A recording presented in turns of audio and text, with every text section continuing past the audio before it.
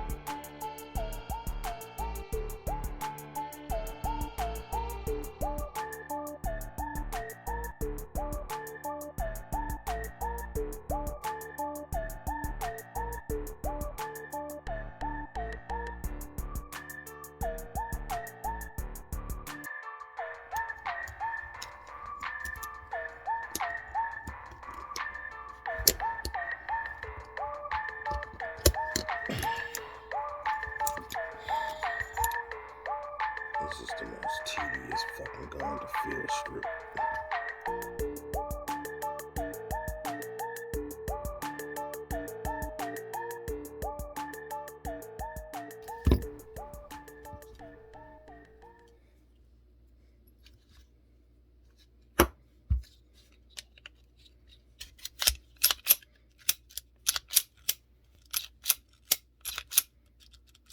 There we go.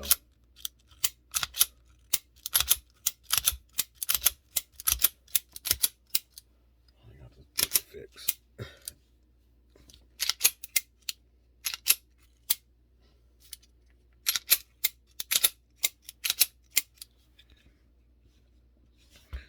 need to make sure it's striking the bullet.